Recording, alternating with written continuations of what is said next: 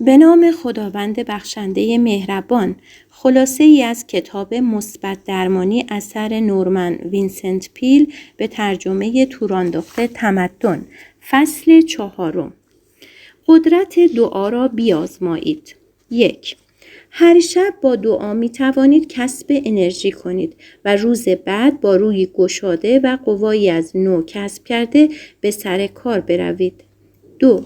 رمز دعا این است: روندی را به کار بندید که به بهترین وجهی قلب شما را بگشاید و پرتو حق را به آن بتاباند. هر روشی که بارقه های الهی را در ضمیر شما شعله ور سازد قانونی و قابل اجرا است. 3. جایی که 2 یا 3 نفر به نام من جمع می شوند، من در جمع آنها هستم.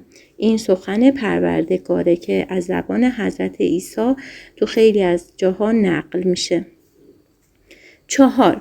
به هر کس به اندازه ایمانی که دارد میرسد. یعنی هرچی ایمانمون بیشتر باشه بیشتر بهمون میرسه. آرامش بیشتر، ثروت بیشتر، سلامتی بیشتر، هر چیزی که شما اون رو به عنوان یه چیز خوب قبول دارید. 5. هر آنچه آرزو دارید وقتی دعا می کنید چنین پندارید که گویی آن را به دست آورده اید. یعنی چی؟ یعنی فقط باید فکر کنید زمان حاله و وقتی که شما خواستید داده شده بهتون. و این یعنی چی؟ یعنی که باید جملمون کاملا زمان حال باشه و چیزی رو که من خواسته دریافت کردم، خب همون لحظه دریافت کردم، پس باید با تشکر همراه باشه. یعنی بگم خدایا شکرت که من این لباس زیبا رو دارم، خدایا شکرت که این مثلا خونه قشنگ رو به من دادی، خدایا شکرت که مثلا این فرش قشنگ رو به من دادی. یعنی باید اینجوری دعا کنیم، یعنی دعامون رو کاملا برآورده شده بدونیم و حتی از خدا تشکر کنیم. 6. سخت کوشی، مثبت اندیشی، انصاف و درستکاری و خوشرفتاری با مردم و دعای صبح همیشه نتایج سودمندی به بار می آورد. سخت کوشی یعنی داری تو اون کاری که انجام میدی تلاش بیشتری بکنی، خودتو از نظر اطلاعات و اطلاعاتتو بالا ببری، مثبت اندیش، همیشه مثبت اندیش باشی، اون منفی هایی که تو جامعه به سراغت میاد اونا رو از ذهنت دور کنی، منصف باشی، همیشه به اطرافیانت هم توجه کنی و همینجور آدم درستکاری باشی و کار نادرستی رو انجام ندی و همینجور با مردم خوش رفتار باشی و دعای صبحت هم همیشه انجام میدی. فوق‌العاده تاثیرگذاره. 7. فرمول دعا: دعا کنید، تجسم کنید، واقعیت بخشید. تو قسمت دعا کنید گفته که هر روز مسائل خود را با خدای خود در میان بگذارید و تو ذهنتون تجسم کنید که اونو همون الان گرفتید و از خدا تشکر میکنید و اینجوری اون دعا به واقعیت تبدیل میشه. 8. بدون وقفه باید دعا کرد. یعنی همیشه این کار انجام بدید، قطعش نکنید یه روز انجام بدید مثلا 50 روز انجام ندید، هر روز این کار رو انجام بدید. این یه گفتگوی درونی بین شما و خداونده و اصلا نیاز به زمان مشخص یا جای مشخص نداره و شما هر جا میتونید با خدا شروع به صحبت کنید. 9. اگر هدف مهمی در پیش دارید ابتدا برای تحقق آن به دعا متوسل شوید و سپس آن را به خدا واگذار کنید. بعد در ذهنتان واقع شدن آن را مجسم کنید و به این تصویر ذهنی تا آنجا که می توانید قوت بخشید. آن وقت از خدا بخواهید هر طور به صلاح شماست عمل نماید و عنایت خود را شامل حال شما سازد. با هوشیاری و سخت‌کوشی هدفتون رو دنبال کنید. تمام مدت به خود تلقین کنید که به هدفتان خواهید رسید و ذهن خود را از افکار مثبت و امیدوار کننده لبریز سازید. 10. وقتی در خیابان قدم میزنیم به همه کسانی که از کنار ما میگذرند دعا برسانیم. من خودم یه مدت خیلی مداوم این کار رو انجام میدادم، ولی الان مثلا بعضیا که یه حالت خاصی دارن و توجه منو جلب میکنن این کار میکنم، ولی سعی کنیم که منم خودم حتما این کار رو انجام میدم. هر آدمی که کنارمون رد میشه، حتی ما نمیشناسیم و حتی نمیدونیم کیه و اسمش چیه، فقط براش دعا میکنیم، فقط اون لحظه رو به یادمون میاریم و براش دعای خیر میکنیم. 11. هر روز وقتی از خواب بیدار میشوم به خود تلقین میکنم آن روز روز خوبی خواهد بود. پس یادتون باشه اینم حتما هر روز تلقین کنید که امروز روز فوق‌العاده‌ایه. تو این فصل 10 تا دستور هم برای کسب نتایج مفید از دعا داده. اولین دستورش اینه: هر روز چند دقیقه را جز خداوند به چیز دیگری نیندیشید. دوم، سپس راحت و ساده به دعا و راز و نیاز بپردازید و آنچه در دل دارید بر زبان آورید. سوم، هنگام کار و حرکت چه در ایستگاه قطار، چه اتوبوس یا پشت میز بودید دعا کنید. لحظاتی چشمان خود را ببندید و به خود تلقین کنید خدا اکنون با شماست. چهارمین مورد، همیشه سعی کنید موقع دعا از نعمتهای خداوند تشکر کنید.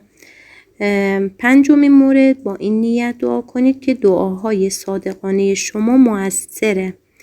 ششمین مورد، به هنگام دعا افکار منفی رو از خودتون دور کنید. این تلقینات مثبته که نتیجه میده. هفتمین مورد، همیشه طوری سخن بگویید که گویی آماده برای قبول مشیت الهی هستید. از خدا طلب کنید اما همواره راضی به رضای او باشید.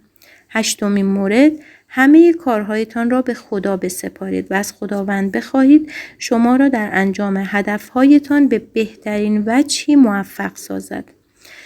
نهمین مورد، برای کسانی که به نحوی شما را آزار داده و یا رنجانده اند دعای خیر بکنید. این کار فوق‌العاده سخته. کسی رو که تو رو آزار داده واقعا جز نفرین آدم نمیتونه کاری بکنه اون لحظه اول، ولی چون من خودم تونستم این کار رو انجام بدم مطمئنم همه آدمای دیگه هم میتونن انجام بدن. روزهای اول خیلی سخته انجامش، ولی بعدش آروم آروم خیلی راحت تر میشه، طوری که اصلا انگار تو اونو میبخشی و کلا اونو از زندگیت حذفش میکنی و این بخشیدنی تو رو راحت میکنه.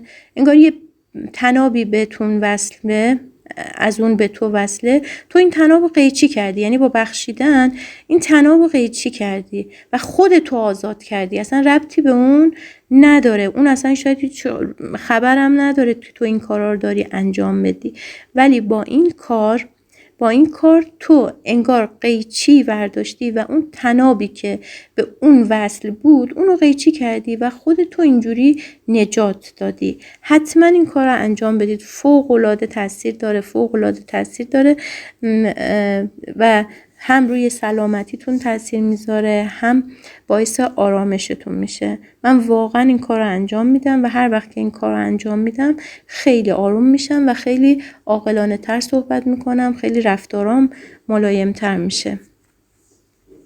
دهمین موردم، فهرستی از کسانی که مایل به دعای ایشان هستید تهیه کنید. هرچه بیشتر اطرافیان و کسانی رو که نمیشناسید دعا کنید، نتایج اون دعا بیشتر به خودتون برمیگرده. بچه‌ها این نکته‌ای که اینجا هست، ما شاید بارها توی مدرسه‌مون، توی جامعه‌مون، توی کتابا اینا رو شنیدیم که مخصوصاً که معروفه که حضرت فاطمه داشته دعا میکرده و اصلا خودش میگه که هر روز برای 40 نفر غیر خود دعا کن، که یعنی دقیقاً اشاره به این میکنه که اون موقع دعای تو هم مثلا راجع به تو هم برآورده میشه، اون دعایی که مد نظر برای خودت برآورده میشه. پس اینم بهش عمل کنیم تا اونجا که میتونیم برای آدمای بیشتر و بیشتری، حتی همون عددی که حضرت فاطمه مثلا ازش رسیده به ما که 40 به همون تعداد دعا کنیم. فقط مثلا بگیم مثلا خدایا همسایه طبقه پایینمون اون آقایی که داره سرفه میکنه و من اصلا نمیشناسمش، خدایا شفاش بده. همین. دومی مورد مثلا خدایا اون خانم پیری که داشت اونجا تنها رد میشد، مثلا بهش کمک کن خانواده‌ای داشته باشه که بهش عشق و محبت فراوونی بدن. یا مثلا خدای به اون بچه کمک کن، یا به این مثلا دوستم کمک کن، یا به اون همکارم کمک کن، یا به اون همسایم کمک کن. اینجوری فوق‌العاده است و نتایج فوق‌العاده‌ای میگیرید. من واقعا اینا رو خودم اجرا کردم و نتایج فوق‌العاده زیادی گرفتم. حتی یه دونه داستان کوتاه، از یه خاطره کوتاه هم از همین کاری که انجام دادم و براتون تعریف میکنم. ما یه همسایه داشتیم، مستاجر بودن، جدید اومده بودن. بعد این آقا انگار معتاد بود و درآمد خیلی خاصی هم نداشت. بسیار بسیارم دروغگو بودن و طوری که بچه هاشم دقیقاً عین پدرشون و مادرشون، پدر مادرشون رفتار میکردن. این آقا هر روز ماشینشو کاملا جلوی پارکینگ ما پارک میکرد، طوری که ما صبح میخواستیم بریم سر کار نمیتونستیم ماشینمون رو در بیاریم. بعد باز مثلا ما میگفتیم اشکال نداره، خب حالا میریم در خونه همسایه رو میزنیم، میاد ماشینشو جابجا میکنه، ما میریم. ولی این آقا نمیومد. بعد بچه‌هاشو میفرستاد، میگفت بگید خونه نیست. بعد من خودم یک بار یعنی فوق‌العاده عصبانی میشدم از این کار و یه هفته‌ای بود من دیر میرسیدم اصلا سر کار. بعد فوق‌العاده روی اعصاب و روانم رفته بود. بعد حتی یه بار تا ساعت 8:30 ما رو علاف کرد دم در، نیومد. ما زنگ زدیم پلیس و اینا. بعد ساعت 8:30 این از خونه اومد بیرون. بعد زن و بچه‌ش هم که با ما میگفتن نیست، اونا اومدن بیرون. که اصلا من تو این دروغگوییشون مونده بودم، تو این اصلا که چرا این کار رو میکنن و واقعا نمیدونستم باید چیکار کنم. تا اینکه گفتم باید با خدا ارتباط برقرار کنم، پلیس بیاد نیاد هیچ فرقی نمیکنه به حال اینا اصلا متفاوت رفتار میکردن، طوری که واقعا رفتاراشون برای من قابل توجیه نبود. به خاطر همین حتی اومدم خونه شروع کردم به دعا کردن در مورد اونا و حتی به شوهرم گفتم اشکال نداره اگه دیدیم این صحنه پیش اومد ماشین نمیبریم، زنگ میزنیم یه تاکسی اسنپی چیزی بیاد با اون میریم تا یه مدت که ذهن خودمون آروم بشه. من هر شب برای ایشون دعا میکردم، برای خودش، خانومش و بچه‌هاش.